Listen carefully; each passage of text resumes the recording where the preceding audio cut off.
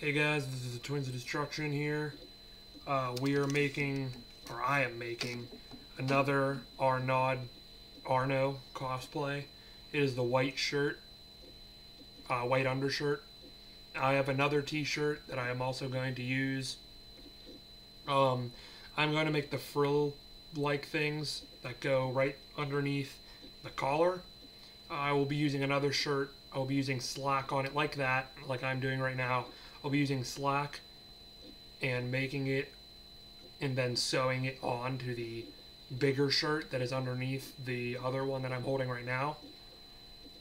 And then I will make the collar along with the other parts of this whole shirt. But first I will be cutting out a part that matches the collar there. I have taken a sleeve off of that shirt, the other shirt that I showed you, and I'm cutting it now.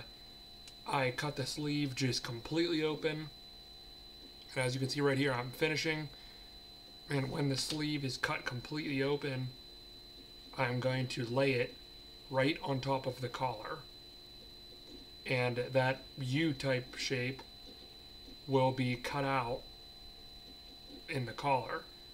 I'm going to draw a line and cut it out. That will be the whole area of the chest.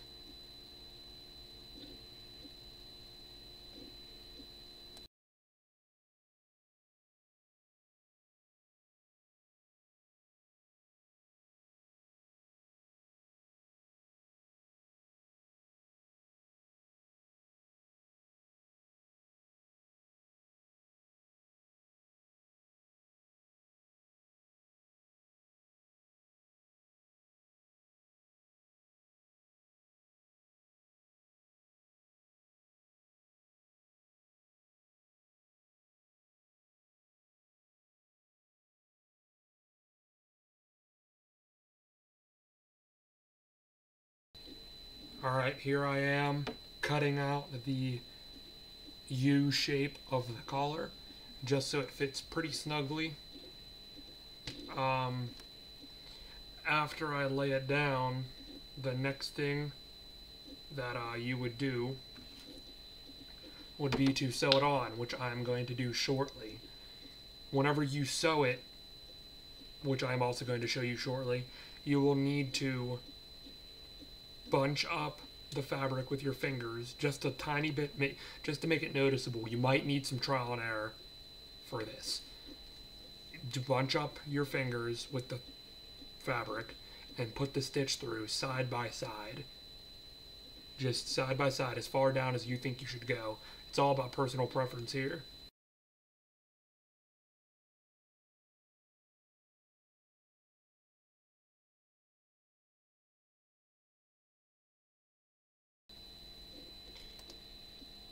Alright, there are the first two scrunches. I have made them by putting a little stitch right between in the spacing after I had sewn the other one together, so there is not a sew line between the two. So I don't know if you can see it or not, but there is a tiny stitch right between in the spacing, and there is no ugly sew line between the two. Then after that, I just reached the thread up and started stitching upwards on the other line. Now I will go right there, put another stitch, and then come back up with it, and then scrunch another piece of fabric up with my fingers, and repeat the process until you're done. Now YouTube, when you have your scrunches up at your desired length and width, you have to take that piece that you just put scrunches on and sew it. You have to sew it to the shirt itself, but be sure not to sew the shirt together.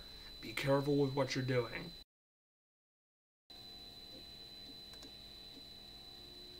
Alright, I have opened up the other shirt that I was not using so I can make the actual collar part. I have made a measurement right before the logo. I started from there and I'm going all the way down the shirt. I'm giving myself a lot of extra room. And so here I will cut from there, or my measurement will be from there to there. I will cut all the way around down the seam and have a blank canvas to work on, so I can scrunch from there going down to my measurements, which everyone has their own. Just measure your neck and you can find them, and then just measure, keep scrunching and measuring off and on until you find and reach your measurements. Alright, here's the blank canvas going from right to left and up and down, obviously. Right to left will be the width of my neck, and up and down will be from my neck, the top of my neck to the bottom.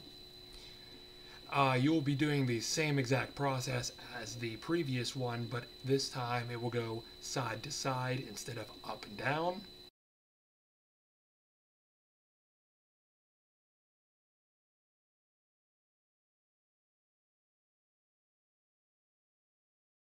Once you are done sewing downwards and you have reached your length of your liking, be sure whenever you cut the extra slack off to leave a little bit of extra room, because you don't want to be sewing on a fold that's there for what you've been doing. So leave a little bit of extra room, maybe half an inch to an inch, I'd say, just to sew it on to the rest of the collar. I had made extenders that go off of the collar piece so I can add buttons. It would be an easier way of attaching the collar instead of making it an actual collar, because you won't be able to get your head through or even out. So the buttons, or the collar, will be attached right there from the middle-ish of that collar will be attached to the collar of the original other shirt. That part will be left alone, and those buttons will hold it together because it is the back of the neck and it won't be seen. So you can use any color button, and buttonholes will go in the corresponding areas. This also makes room for easier to take off and on, because you can just undo the buttons and it just falls forward and you take it off like a regular shirt. But then again, when you button it, it looks just as good.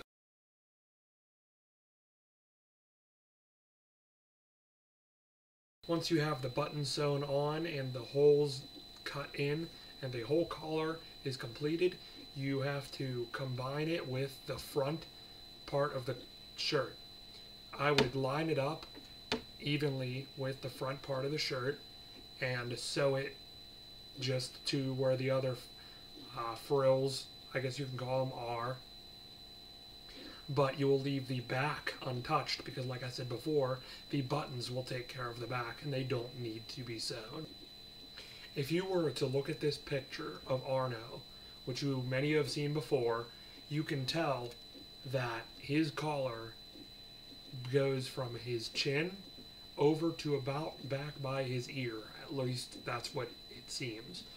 So, I have worn the collar, or buttoned it up and everything, and marked 2 spots by my chin, as you can see right here.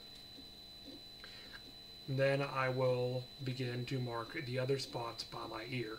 Alright, I've made the first triangle. It is 2.5 inches. Yes, 2.5 inches upwards. And it is from the right side to the left. It is about 4 inches. But it all depends on your size. I guess going out can be all the same, but I measured from the left side of my chin, left or right, to my ear. Once you had figured out a good length, you could take those 2 paper pieces you made before and pin them to the top and maybe even wear it just to make sure it's good enough. This step is completely optional. You can either take 2 layers of cloth and just sew it in, or you can take cardboard, hard cardboard or whatever, and put it between the 2 just to make it stiffer. But first you have to offset the cardboard compared to the white fabric so it fits in pretty snugly.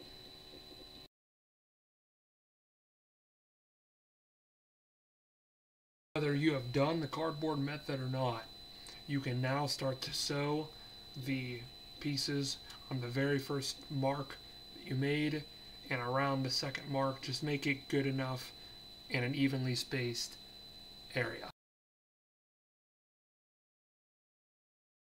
I recommend that if you use the cardboard method, that you should go up and down the stitch line multiple times just to give it more support and not being able to be ripped off or anything, because it's pretty heavy compared to other fabrics because it is cardboard, but still.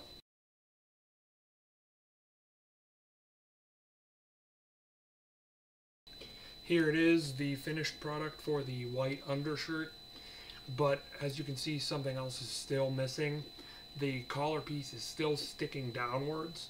That is because the white collar pieces are held up by the red scarf. So here is a video of me wearing the red scarf.